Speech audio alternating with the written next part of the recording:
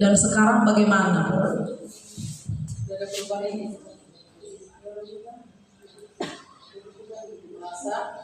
Kalau sejauh ini mungkin yang saya alami dan yang ibu alami dulunya mungkin sama. Dia menganggap saya temannya karena mungkin saya pun masih muda gitu kan. Jadi dia berasumsi ini teman saya gitu. Jadi seakan-akan dia kayak menganggap saya teman dekatnya. Padahal notabene-nya saya sebagai guru atau pembimbing dia kan. Nah, berangsur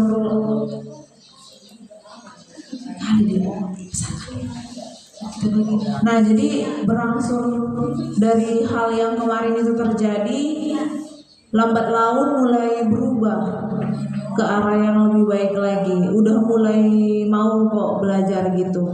Dan buktinya ujian kemarin nilai Siananta yang dulu-dulunya sekitar 50 ke bawah, ujian yang belakangan yang kita lakukan itu dia dapat 80 gitu. Oke, mantap. Tepuk tangan Bu Titin. Ya, oke. Berarti Bu Titin udah dapat solusinya sendiri langsung ya. Ya kan Bu Titin ya. Oke, mantap lah ya Bu. Oke Bapak Ibu ya, itulah sedikit ini. Nah di sini Bapak Ibu kami bagikan lagi sticky note yang terakhir ya, biar kita selesaikan untuk sesi pertama. Ini kita bagi nomor 1 sampai 5. Barisan ini mungkin boleh cari solusinya, satu aja dibagi.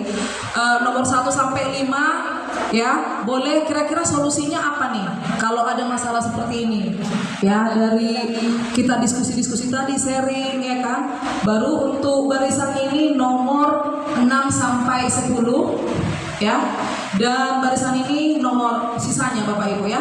Silakan Bapak Ibu, apa nih kira-kira solusinya? Dari barisan ini tadi itu masih sama, tidak peduli dengan tugas, tidak fokus. Berarti tugas tidak fokus, rendah kemampuan jumlah, nggak membuat nilai real raport. Itulah permasalahan. Solusi untuk itu apa dari barisan ini? Dari barisan ini permasalahannya ini ya, mulai Pak Pran sampai Bu Justina ya, itu siswanya tidak distimulasi, kurang sopan, mengajar dengan volume keras, susah menerapkan disiplin positif, dan siswa sering saling mengejek. Nah itu dia ya permasalahannya. Yang terakhir untuk barisan ini adalah minat belajar siswanya rendah, siswa caper, guru masuk bisa ribut ya kan, baru siswa wajib lulus naik kelas. Oke, itu Bapak Ibu, silahkan Bapak Ibu. Ya Bu, boleh dijum? Boleh kali Bu, dijum kali. Mau berapa persen Bu? Iya. Oh, di share di grup, boleh di grup. Oke, yuk Bapak Ibu yuk. Hanya 1 menit aja lah ya, biar kita langsung ke sesi yang kedua. Satu aja dari ini, boleh Bapak Ibu diskusi lah. Apa nih? Nah ini guru penggerak ada 3 ya kan, mulai dari Bu Era sampai menstruasi, Bu Kandida, silahkan bergabung. Dan Pak Surya ada, Pak Prans beserta dengan sampai Bu Justina, Ranista sampai Pak Mikael. Ini satu aja per ini. Jadi tiga apa dia? Ya, 3 kelompok. Apa solusinya? Jadi kalau tadi lah siswanya, guru di dalam, siswa ribut. Nah itu kayak mana itu ya kan? Berarti gurunya harus tegas lah di situ ya kan? Ya, iya kan? Berarti kalau tadi suaranya harus kuat mengajar, tinggal menaikkan volume lah, ya kan? Menaikkan volume suara. Atau tadi apa lagi Bu?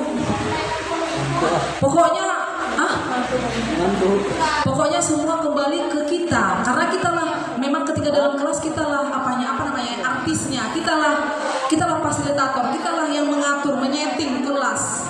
Jadi kita nggak bisa menyalahkan siswa itu tidak bisa kita salahkan Bapak Ibu, kita harus bisa menerima mereka.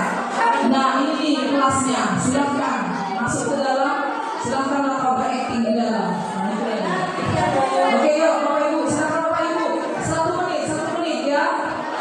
Loh ini barisannya tuh nggak ada ngobrol-ngobrol, silakan ya.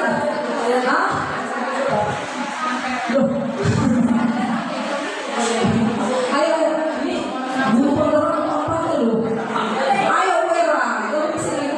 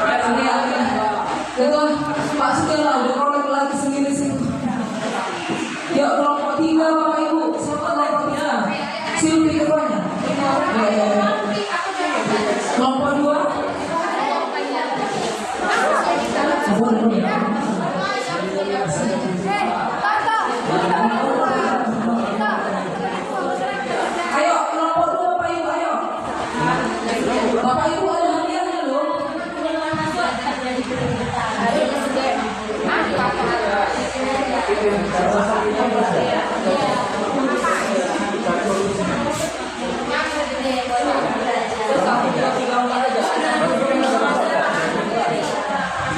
Bapak Ibu, kelompok 2 ayo. Ayo Winda ini ya. Ayo. Udah. Tempel aja langsung di sini kita ayo. Pulang. Ayo kelompok 1 Bapak Ibu. Kayaknya yang masih segar ini ya. Terserah mau namanya kelompok apapun boleh. Jangan kelompok 1 atau kelompok cute.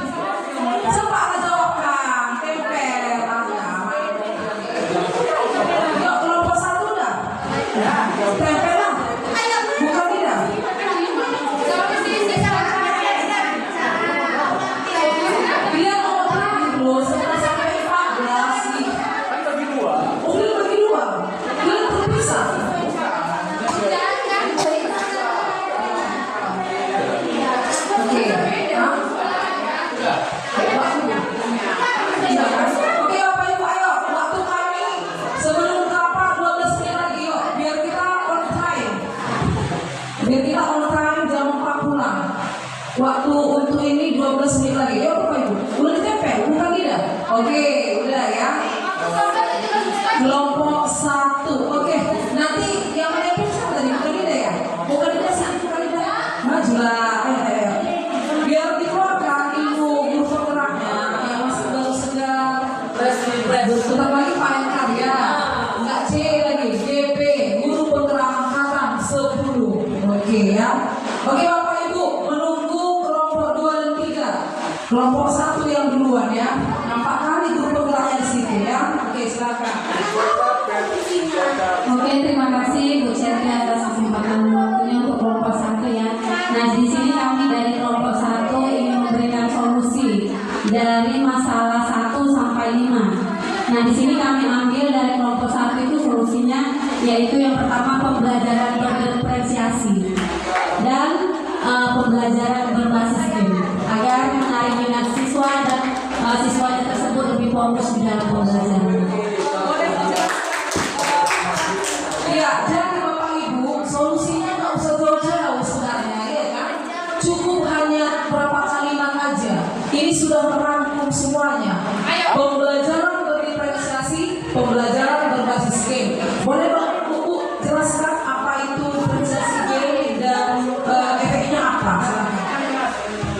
Oke, di dalam pembelajaran berdiferensiasi ini kita melihat dari siswanya karakter. Ada yang berupa audio, visual, atau kinestetik. Nah, kita golongkan. Jika si anak itu lemahnya di visual, maka kita lihat dia mampunya di mana kita terapkan seperti itu. Dari ketiga itulah kita tahu si anak itu memiliki kemampuan di bidang apa, mau di bidang visual, audio, ataupun kinestetik seperti itu. Kalau di berbasis game itu mungkin keseluruhan agar memicu anak itu lebih semangat dan fokus di dalam memulai pembelajaran seperti itu. Boleh, silakan, boleh.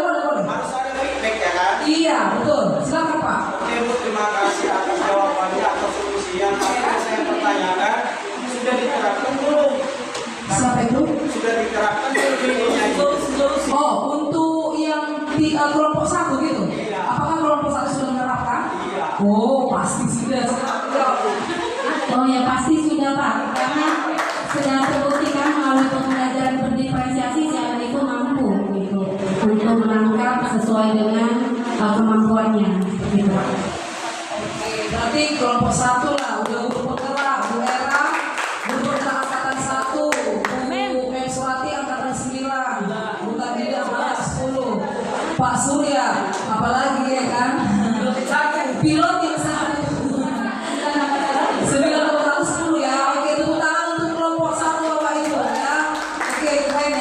Jadi gak usah panjang-panjang jawabannya. Dan diperiksa itu sudah menjelaskan segalanya ya. Oke, untuk kelompok 2, Bu Titi ini silakan Bu Titi. Bu apa? Bu Mas ya? Yang muda. Ya boleh. Oh iya, sebelum kelompok 2 bingung siapa yang maju, kelompok 3 aja. Oke, baiklah saya mewakili dari kelompok 3. Saya akan memberikan solusi untuk permasalahan poin ke-11-12 tadi ya. Untuk meningkatkan minat belajar siswa. Menurut kami, untuk meningkatkan belajar siswa itu sebelum melakukan pembelajaran itu kita lakukan seperti kultum atau memberikan arahan dan motivasi sebelum masuk ke materi pembelajaran. Jadi kita bawakan dulu motivasi orang itu, baru kita masukkan materi pembelajaran yang kita bawakan. Kemudian untuk siswa yang caper, sebenarnya kan caper itu sebenarnya apa ya? Kurang perhatian gitu kan. Jadi kita lebih intenskan aja ke dia atau kita berikan kepercayaan kepada dia, misalnya siswa ini caper kan. Ya udah, kalau misalnya kita pengen nanya sesuatu dia dulu kan. Kita dulu kan dia gitu. Bagaimana misalnya Dwi, bakal paham gitu. Lebih ke dia. Oh iya. Jadi lebih ke dia dulu gitu, dia yang didahulukan gitu menurut saya, menurut kami. Terima kasih. Terima kasih Bu Sylvie, sangat luar biasa ya. Kita tepuk tangan. Oh iya. Bu EP mau lihat tulisan tadi kan? Oh tidak. Oh udah solusinya udah ini semua. Oh udah itu juga solusinya. Oke, kelompok 2 yuk, udah dapat kan? Kayak di kelas itu juga ya, ada yang ini. Kenapa Bu Poni? Silahkan diungkapkan Bu, sejujurnya ada apa? Tadi kami bagi tugas Bu, kami 11-12, sisanya mereka. Oke, berarti setelah mereka orang ini terakhir ya. Ayo Bu Masni, ayo. Dengan Bu Poni ya, dengan Bu Pon. Setelah ini mereka ya. Ayo Bu Masni. Kalau dari kelompok kami hanya satu jawaban aja solusinya, yaitu mengadakan pendekatan coaching kepada siswa. Itu dia. Mengadakan pendekatan coaching pertama kan, kalau yang sudah distimulasi, kita adakan pendekatan, kita tanya, misalnya siswanya yang mana yang ini, kita panggil, kita tanya mereka secara pribadi. Baru kalau buat siswa yang ini caper tadi, membatasi diri lah, biar jangan dia menganggap kita, walaupun dia siswa itu dengan guru, tetap dia hargai guru gitu. Kita batasi, kita lihat bagaimana sikap, ke arah mana dia, apa memang dia mau bermain karena untuk yang positif begitu. Jadi tetap kita adakan sistem pendekatan coaching ini. Itu dari kelompok kami. Luar biasa ya. Kira-kira coaching tahu udah dipraktekkan kan Bapak Ibu kan? Sudah. Coaching itu ya. Oh. Nah, di sini Bapak Ibu di kelompok 2 ini ada saya lihat apa? Memberikan hadiah. Gitu. Maksudnya gimana? Boleh dijelaskan itu apa? Bu Titi, hadiah itu gimana? Iya, boleh. Oh iya, memang itu ya. Coba kelompok 2 maksudnya itu memberikan hadiah gimana? Sama siapa kita berikan hadiah?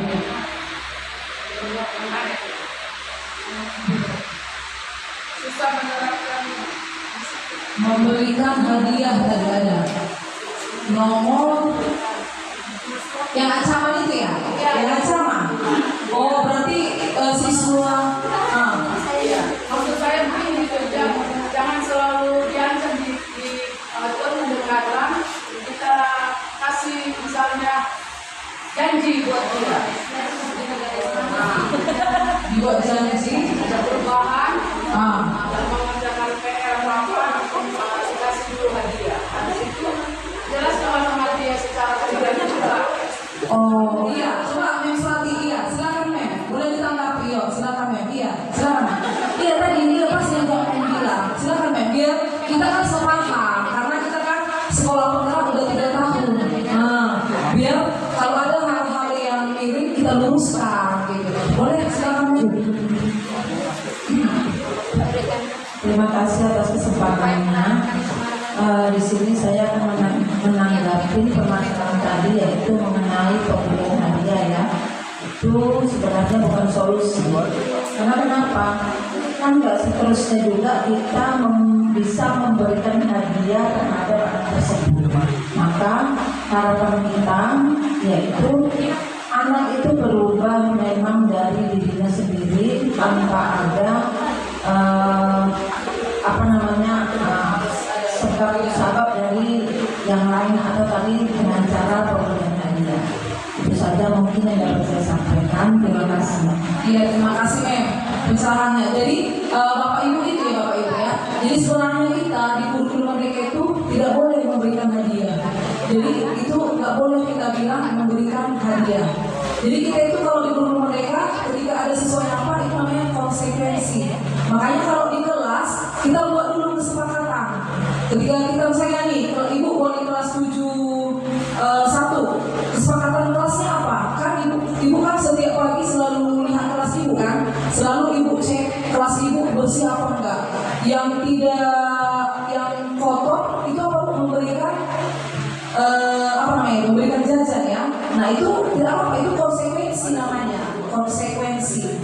Kalau Ibu bilang tadi kan, kau harus rajin kau ya. Kalau kau rajin, aku kasih kau hadiah gitu kan. Nah nanti dia besok-besok mengerjakan tugas harus dengan alasan dikasih dulu hadiah baru dia mengerjakan begitu. Jadi harapannya itu memang dari dirinya, dari dalam dirinya ada keinginannya untuk berubah begitu ya Bu ya.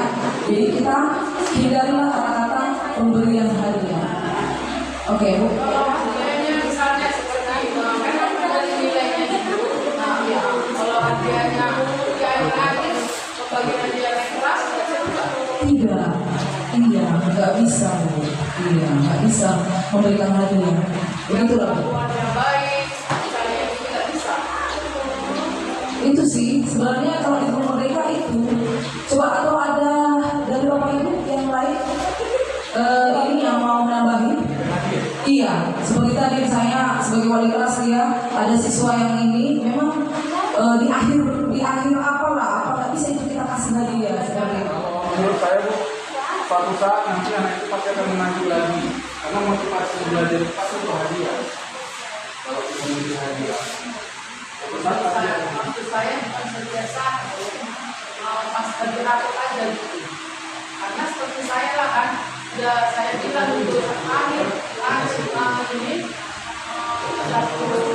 semester itu nanti dinilai absennya, sikapnya, kehadirannya itu nggak bisa diberikan hadiah itu pas bagi rapot menurut saya. Oke, ada yang mau apa? Bu Eva ada yang mau luruskan? Nah, boleh silakan. Kalau hadiah dalam bentuk kayak pemberian piagam, kayak berupa alat tulis, pemberian dari alat pendidikan, Itu nggak apa-apa di akhir proses. Tapi yang dimaksud dengan pemberian hadiah itu adalah yang tidak boleh itu adalah ketika proses belajar. Ketika proses belajar itu dihindari yang namanya punishment atau hukuman dan gift atau hadiah. Kita gantilah dengan istilahnya apresiasi. Jadi apresiasi itu dengan cara kita memberikan bahwa apresiasi secara langsung kepada si anak yang kita ingin memberikan lebih lagi. Nah, jadi kita ganti kata hadiah. Jadi tidak boleh di proses belajarnya. Tapi kalau di akhir kegiatan pembelajaran dalam bentuk piagam penghargaan, dalam bentuk kebutuhan alat tulis, kebutuhan sekolah itu boleh. Oke, ya, boleh ya Bu. Jadi kita ganti dia jangan hadiah ya, apresiasi seperti itu. Pokoknya jangan ketika belajar, setiap belajar kita kasih hadiah. Besok-besok dia nanti setiap mau belajar selalu mengharapkan hadiah, ya. Oke, yang terakhir dari kelompok MP yuk, silakan Bu, yang terakhir bersiap. Ayo Bu. Gimana ya? Hampir siap ya. Oke, ini udah selesai. Udah bahasa anak aja lagi.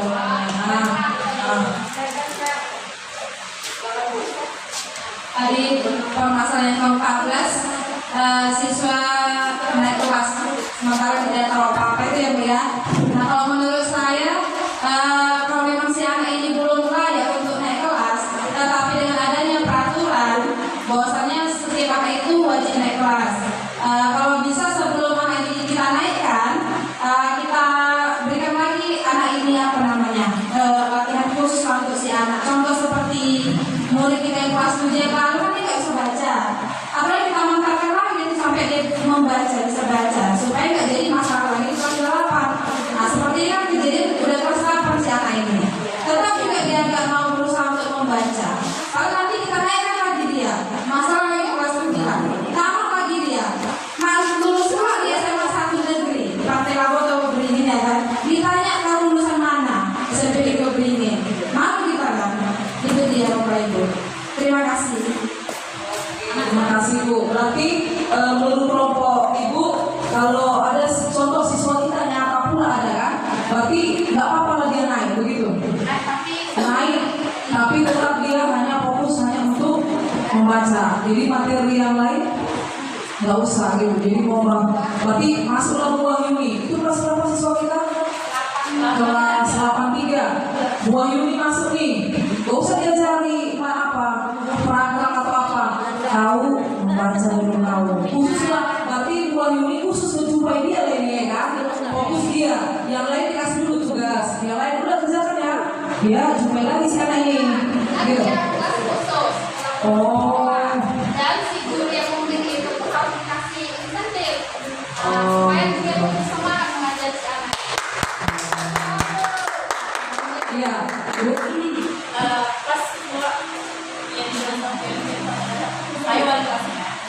Memang ada 2 orang itu yang kondisinya itu. Memang di kelas 8 saya ada 1 bulan atau 2 bulan saya panggil mereka yang memang benar-benar tidak tahu mana A, mana B, mana C, sampai Z. Ini apa? Ternyata sudah tahu. Dan yang tadi yang tidak tahu sampai sekarang belum, ternyata sudah bisa satu kata baca. Saya suka baca istilah ini memang dia tidak lancar. Saya tanya, kamu belajar dari siapa? Dari Bu Wahyuni. Oh, itu kan Bu Wahyuni. Dan pertanyaannya, kalian belajarnya di mana? Di korpus Bu, sama berdua. Oh gitu ya. Mem Suami belajar juga kemarin ya kan Mem?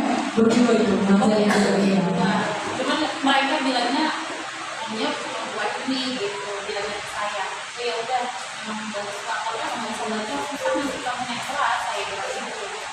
Ya sudah ada progresnya sih memang. Oke ya baiklah ya. Berarti sebenarnya sekolah kita ini bisa dibilang udah sekolah inklusif ya. Karena kita udah mempraktikkan itu ternyata ya kan. Ya.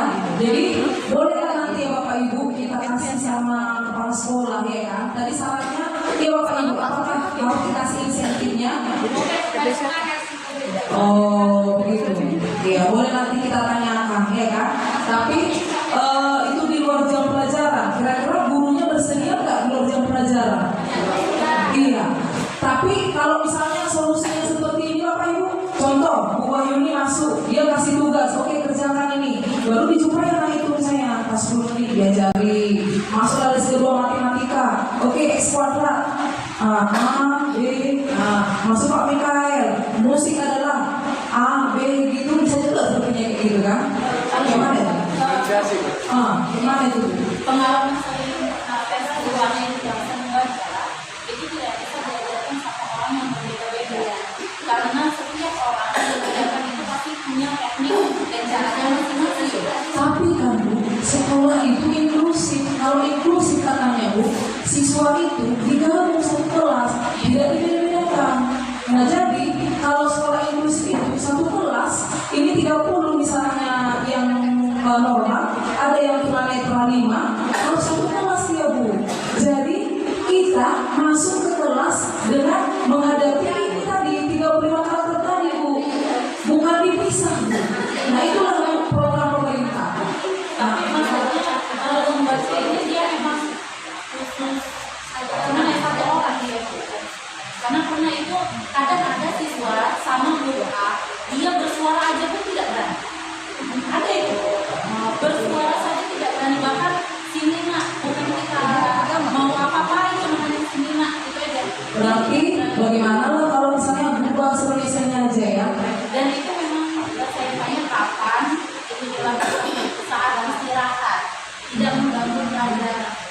Dan siswa ini kalau dia sudah tidak bisa membaca, kalau kita panggil, contoh di kelas 2 ini sudah ada saya panggil, dia malu kepada teman-teman yang ada di Oh, karena dia nggak bisa membaca ya. ya.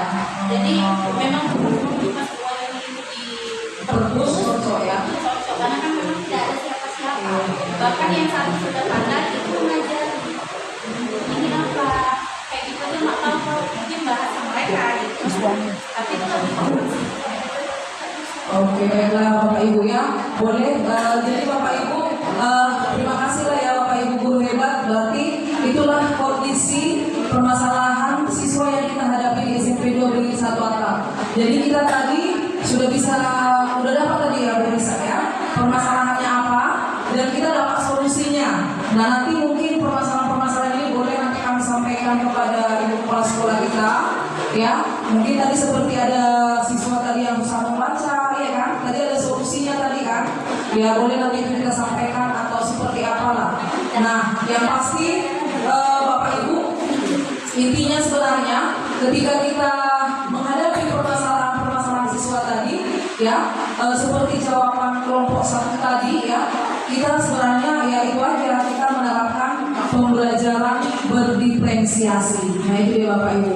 Jadi dengan pembelajaran berdiferensiasi ini kita ke ruangan kelas itu memang dapat memahami bakat dan minat siswa kita Bapak Ibu ya. Dengan kita bisa melihat. Jadi Bapak Ibu kuncinya sebenarnya semua adalah dalam diri kita. Kita lah Bapak Ibu apa namanya sutradaranya. Jadi ketika Bapak Ibu melangkah masuk ke pintu kelas, Bapak Ibu langsung berakting. Aktingnya menghadapi dengan sejumlah siswa yang Bapak Ibu di dalam kelas. Ada yang 35 karakter, misalnya di 91 karakternya bagaimana? Itu 35, 92 lagi, lain lagi. Kita langsung sutradaranya, kita lah yang mengatur. Jadi dengan demikian Bapak Ibu, jadi sebenarnya semua itu diawali dari diri kita dulu. Kita dulu, apakah kita sudah mempersiapkan diri kita dengan media pembelajaran kita yang kreatif. Kemudian ketika kita dalam kelas, kita sudah kondisikan kelasnya yang sudah rapi. Kemudian kita harus bisa menjiwai karakter dan minat anak-anak tadi. Seperti tadi Bu Ramisa kan mungkin memaksakan terlalu keras, ternyata dengan kelembutan ya si anak tadi bisa dan mau mengerjakan. Begitu Bapak Ibu ya, kita sudah dapat solusi. Itulah